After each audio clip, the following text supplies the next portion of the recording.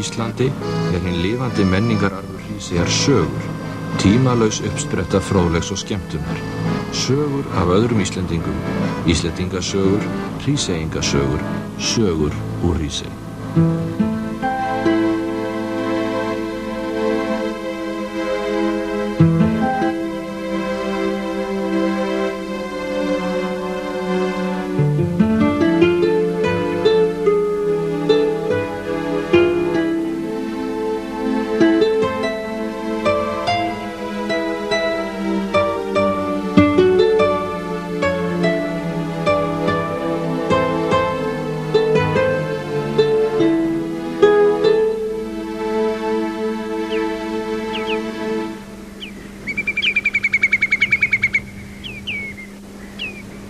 Fegurð og kyrrð eyjunnar slík að engu líkara en að tíminn standi kyrr og heyra megi andardrátt eilífðarinnar blandast fögrum fuglasöng.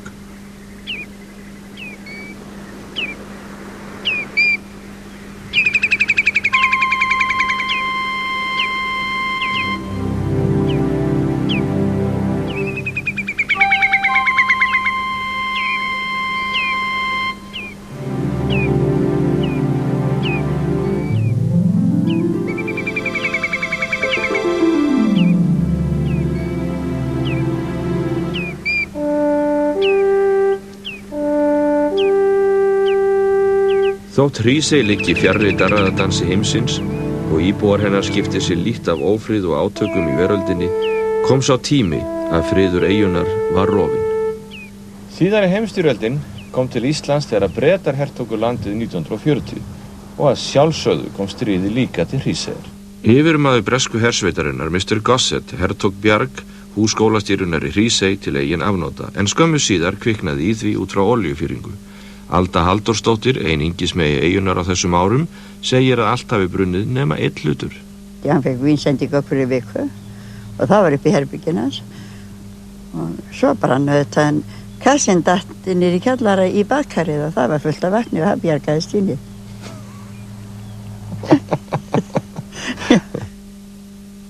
Það voru Amerikanarnir byggu út á Vita eða út á Eyjarenda. Og þar var braggi sem þeir voru í, síðan var Hámundarstaðir, þar var Bretinn og Bjarg, þar var offiseri sem kallað var. Og síðan á firðinum var skipi sem enginn mátti fara fjörðin nema að koma við í. Það er allir að koma við í þessu skipi, það er að kíka í bátana. Eiginmaður Elsu, sjómaðurinn Sigurgeir Júlíusson, man vel eftir varðskipi Bretana fyrir utan Hrísey og kann einnig söga því hvernig Hríseyingar blekktu Bretan til að komast á skemmtanir til Akureyrar. Nú var þannig að þeir voru komið róðri á Svaninn, voru með þokkalega veiði og ræla var framundan svo að það átti bara náttúrulega ekkert þetta að gera nema að leggja báta bryggju og mannskapurinn skildi verið í Hrísey. Sváðu varðskipinu það, þeir var að koma úr róðri og allt í fína með það. Og þá voru nú góð ráð dýr hjá Viktor Jakobsinni, frískur strákur, hraustur mikill. Segir við, fer upp í skúr, fer í fiskikrúfuna og fer að slægja þar og setur sló í föttu og eitthvað. Og segir svo Þormóð þegar hann kemur borð í Svaninn, leggstu á lúana Þormóður. Og til hvað segir Þormóð? Hvað ætlaðir þú ekki að fara að komast inn eftir og hvernig að fara á fyllir í? Jú, já, leggstu á lúna, þú ert sjúklingur. Hann atar hann svo í blóði og dröllu og vefur hann inn í einhver stykki og dröslur og fer svo fram í varðskip og segir, bendir þeim á lúna, segir hérna ég með farveikan mann og þeir okkur að komast til Akureyrar. Já. Þeir játa því, hafa samband við Hjalteyri og allt opnað og Viktor inn eftir. Síðan fer hann beint inn á Höfnisbryggju og þar voru með ágætis skemmu sem þeir geymdu sér dót í svona ýmislegt, matvæli, brennivín og bjór, tóbak. Þeir voru búin að grafa sér göng inn í það, svona bakdyra megin. Lögðu bátnir náttúrulega fóru svo í land og fóru beint í gati og náðu sér brennivín og bjór, fóru svo skemmtu sér vel. Annars hefðu bara þetta var að hvíla sig og sofa í Hrísey. Ekki kom til stríðsátaki Hrísey frekar en annar staðar á Íslandi stríðinu. Samskipti bresku hermannanna við Hríseyinga voru yfirleitt góð. Eyjaskeggjar gáfu hermönnum smjör, fisk og mjólk, en þeir færðu Hríseyingum niðursóði kjöt, ávexti og sælgæti. Hins vegar tók að hitna í kolónum þegar hermennir uppgötvuðu að skemmdarverk hafði verið framin á mikilvægum samskiptatækjum þeirra í Hrísey. Símalína sem lá eftir eyjunni, háeyjunni, út á Bratta sem kallaði var, sunnan við Vitan hérna, sem út á Brattanum. Þar var hermannabargi og þar voru verðir sem að fylgdust með ferðum skipa eða umferðum fjörðin. Og einu sinni gerist það var nú orðið dimmt, það var á haustlægi, að það slitna sambandið. Símaþráðurinn hættur að flytja og það farið að rannsaka málið og þá kemur það í ljós að síminn klipptur sundur á 2-3 stöðum upp á háeyjunni, eða þessi símaþráður, og það náttúrulega gert við það, en það var álitið að þetta væri skemmdarstarfsemi. Og þetta gerist nokkru sinni, ég man ekki hvað oft, minnst að hvernig 2 ekki 3, og það alltaf á mjög svipuðu róli, eða svipuðu stað. Og það ekkert annað, það var bara bókstaflega allt vitlaust hérna í eyjunni. Það var sett útgöngubann, það mátti enginn láta sjá sig nálægt þessum stað. Mér minnir að væri eftir klukkan 10 á kvöldinu. Allir að vera inni. En hvað skeður? Það dugar ekki til. Síminn fer ennþá sundur. Og einkennilegt nokk, þetta er á mjög stuttum kafla. Og svo eru sendið menn upp á eyju til að rannsaka málinu. Bæði Íslendingar og Bretar og alvæpni. Það duður nú ekkert minna. Og það var gert eftir á meðan útgöngubanni var, eftir klukkan 10. Þeir ætluðu að taka hann í myrkrinu. Jæja. Nú svo náttúrulega rannsaka til málið og þeir fara hann eftir síman. Þeir sjá enga manneskju, en það eru einni 3 eða 4 hestar hann að þvæla. Og þá fer nú að kvikna á perunni hjá mínum mönnum. Og þeir fara að skoða svo þarna af þetta svæðin, og þá þetta sem að löðrandi hestasporum. Nú þá komst náttúrulega sannleikurinn upp. Það voru þá bara hestar en ekki menn sem klipptu vírun sundur, og þeim gekk þetta ágætlega. Hestum, þeir hafa góða tennur. Og þannig fekk maður nú aftur frí.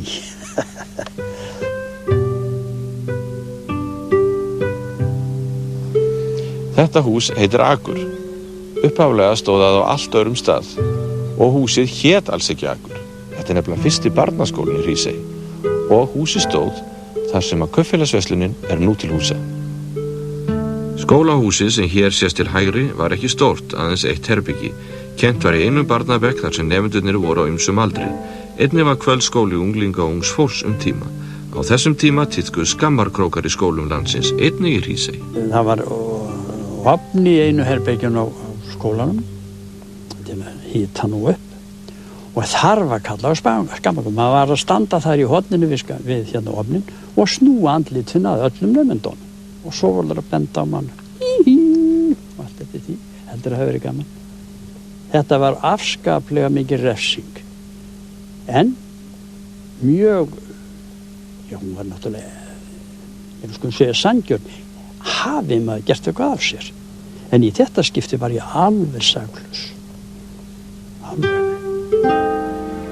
Skólastýran Aðalheiður Albertsdóttir nánast goðsögn í Hrísey í dag. Hún var menntuð í Noregi og kom við ýmsar nýjungar í kennslu eins og leiki. Gamlir nemendur hennar minnast hennar með hlýju og virðingu og þeir héldu tryggð við hinn gamla kennara sinn alla ævi. Hún kenndi þeim ekki aðeins námsefni, heldur mótaði hugafar þeirra ævilangt.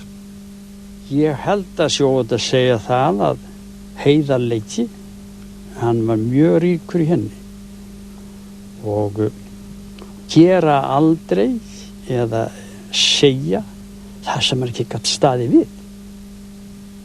Alveg fast og rökrétt. Þetta hún sagði okkur og brýndi það mjög vel fyrir okkur öllum að öðruvísi gætum við ekki lifa lífinu nema vera heiðarlegir á öllum sviðum.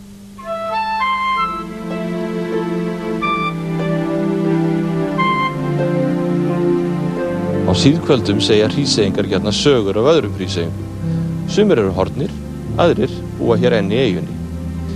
Þetta eru sögur af útgerðarmönnum, af sjómönnum, af húsmæðrum, verslunarmönnum og síðast en ekki síst af embættismönnum, oddvitum og prestum og undantekningarlaust þá eru þessar sögur skemmtisögur.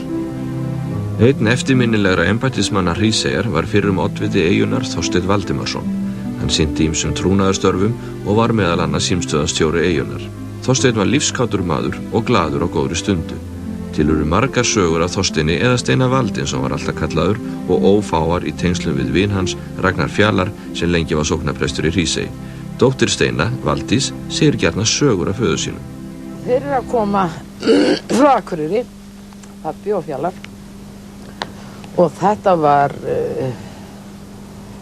það var hérna vetri til og bryggjan hál og klaka og svellug einhverjar stimbikar áttu þeir þarna á bryggjunni að það enda með því að pabbi dettur í sjóinn.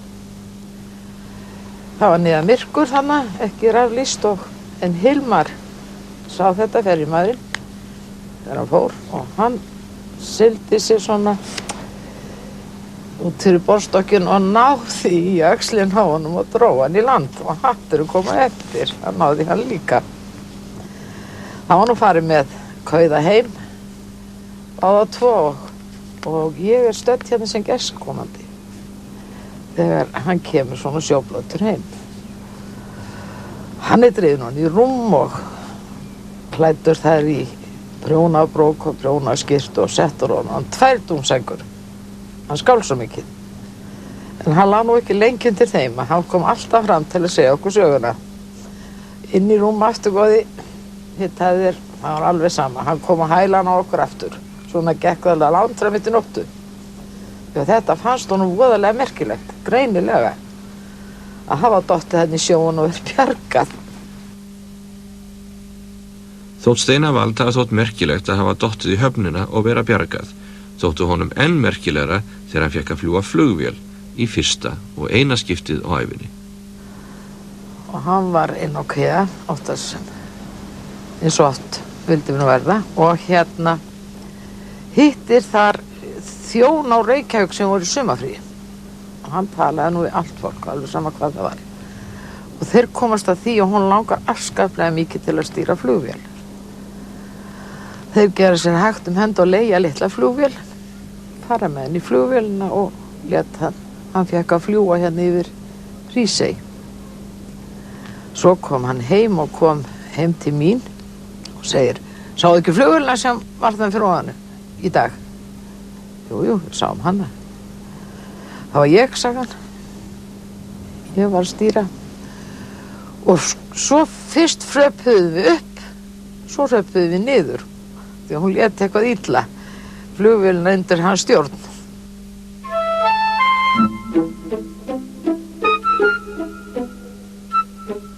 Húsin í Hrísey eiga öll sína sögu. Þau eru flest kennd við mennina sem byggðu þau og bjuggu þar löngum með fjölskyldu sínum. Flest húsana standa enn, en sum þeirra, eins og Olsen-húsið, eru löngu horfin. Hér stóð Olsen-húsið. Það var reist af Ólaf Olsen. Það var árið 1924, en aðeins 6 árum síðar, þá brann húsið. Ég hef heyrt þá sögu að hann var búinn að grafa svona leirtau sem að þóttu nú eitthvað betra og silfur og í sandinum hérna fyrir neðan. Það var nú eina saga sem ég heyrði þetta, en svo hafa nú gengið fleiri sögur hann hafi komið húsgögnum eitthvað fyrir, en það veit ég ekki, mér þetta var mér sagt. Ég heyrði að mönnum hefði fallist hendur við að fara ólmast við að slökkva þegar þeir sá innbúð út í smiðju. Það er eitthvað fæst til. Þeir eru komið annar staðar heldur en það er bátt að vera. Þann 13. febrúar 1930 mátti lesa í dagblaðinu Degi að eigandi íbúðarhússins brann í Hrísey á dögunum, Ólaf Olsen, hafi verið hneftur í gæsluvarðhald, grunar að hafa vísvitandi kveikt í húsinu. Fyrr á öldinni fóru Hríseyingar gjarnan í skógarferð í Vaglaskó. Eða sigldu yfir til Látrastrandar í Berja- og Lautarferðir. Þetta var áður en að tæknin stal tómstundum manna og einangraði þá. Meðan enn var tími til að vera saman og njóta lífsins, stundum í rómantískri gleði og söng, en ástin gat einnig verið hógvær og hljóðlát. Þetta var skósmiður hérna, Baldvin Bergsson, hét hann og hún hét Elín Valdemarsdóttir og var föðursystir mín. Þau voru bæði mállaus. Baldvin hafði aldrei lært að tala, hann veiktist á fyrsta ári, en Elín, hún veiktist ekki fyrir en, já, hún var nokkra ára gömul og þá var hún farin að tala. Svo hún kunni málið.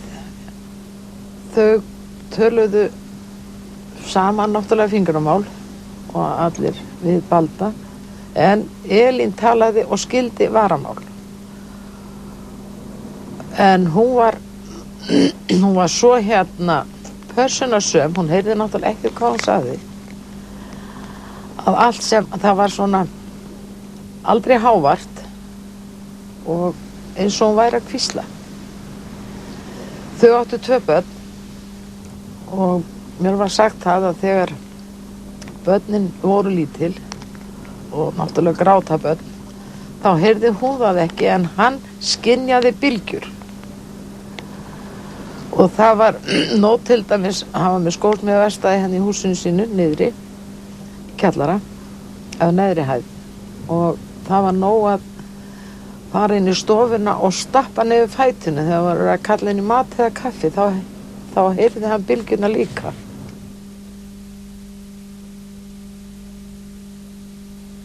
Hér fyrir aftan mig Laugakampur og hann heitir svo vegna þess að víkin sem að stendur við heitir Laug. Og hún heitir svo vegna þess að þar heitt vatn sem kemur upp í fjöruborðinu. Og hérna áður fyrr, þá hlupu sjómenn á land og þeir náðu sig í egg sjófugla og suðu hér í fjöruborðinu.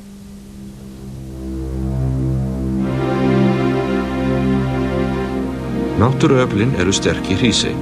Sumarið 1934 líður eldri Hríseyingum seint úr minni.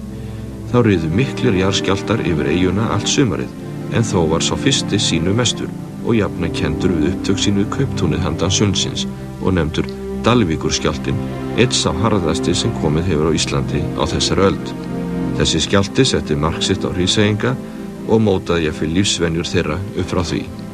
Aðkomu fólk tekur oft eftir því að dyr á húsum hér í Hrísey standa opnar. Og að hluta til felst skýringin í því að Hríseyingar eru gestrisnir. En það er líka til önnur skýring. Já, það er bara allir svo hræddir við jarðskjálfta. Man er ráðlagt það að hafa hurðirnar ekki lokað, sko. Það er geta fest.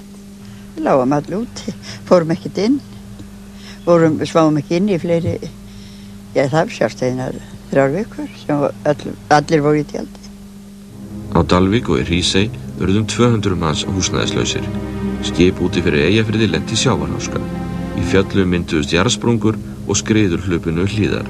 Jarðskjálftinn örvaði einnig hugi manna, ekki síst barna.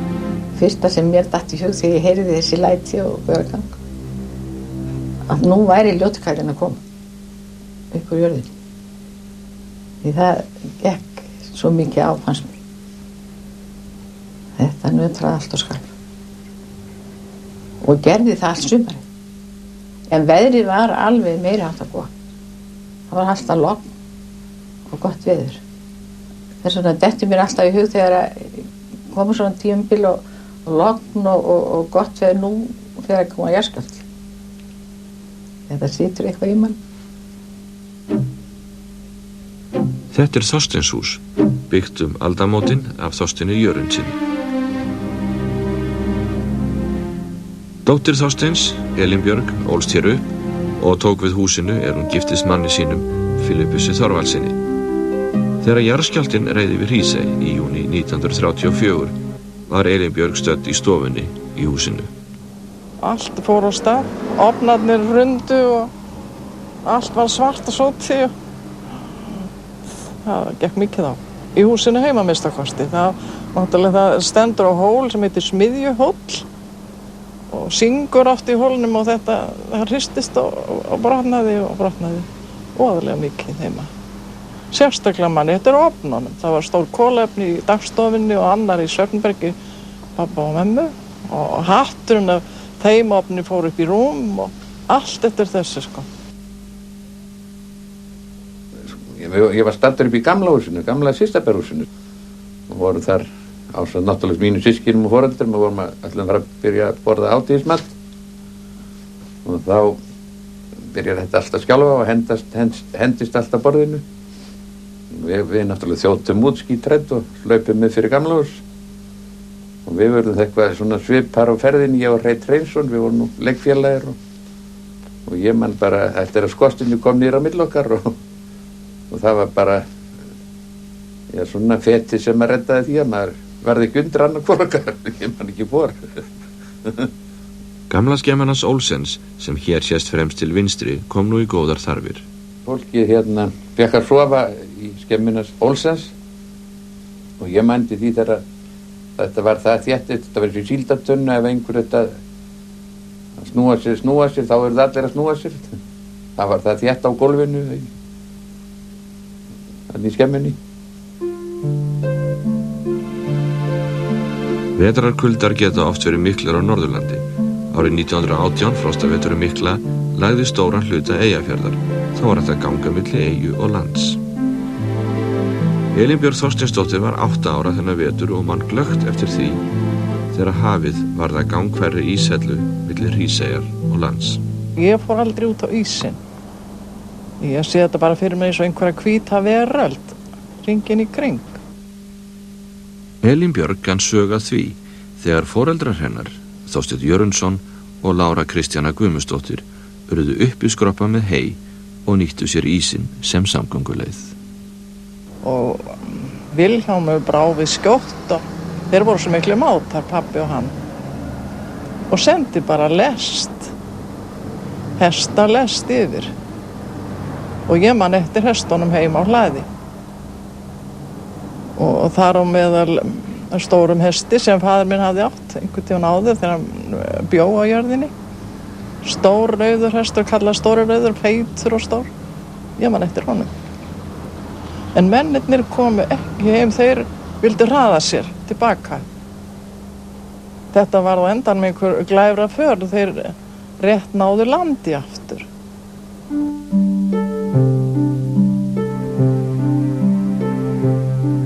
Sjómenn eru trúaðir. Trú þeirra meðal annars rökrétt afleiðing af nálægðinni við hafið, sem sífellt breytur ásýnd á þessum norðlægu miðum. Hríseyjarkirkja var teiknuð af Guðjóni Samúelssyni húsameistara og byggð á árunum 1927 til 28. Þegar Hríseyjarkirkja var vígð, 30. ágúst 1928, flutti varðskipið Óðinn fjölda gesta frá Akureyri og komast ekki nærri allir inn í kirkjuna. En trúarlíf sjómanna fer ekki einungis fram í kirkjum, eins og sagan af honum Brynjólfi Jóhannessyni sannar best. Með Brynjólfi Jóhannessyni var ég að róa þarna og bátur þessi Nóri hét báturinn og hann var alltaf spilaður upp á kvöldin og síðan settur á flot þegar var farið að róa og síðan þá þegar báturinn var flotinn búið íta frá þá var ævilega sest á þótturnar og farið með sjóferðabænina og það mætti allir gera, það var til fyrirmyndar.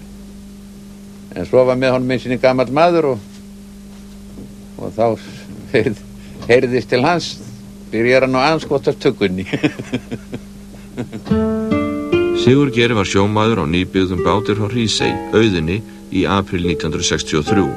Hann og skipsfélagar hans 4 vissu ekki út í hvaða ferðir voru að halda þegar þeir heyrða fiskiri yfir Langanes og ákvaða að sigla þau mið í ládeyðu þrátt fyrir mjög vonda veðurspá.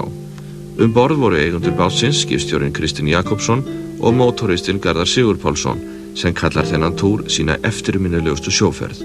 Garðari minnistætt þegar óveðrið skall á þeim eins og hendi var í veifað. Svo erum við búin að snúa bátnum og tilbúinir að bara halda fram út, að þá fáum við á okkur brot. Og það mikið að báturinn seint og klálega hann stóð upp á endan. Það bara, hann bara skutri niður og stefnið upp.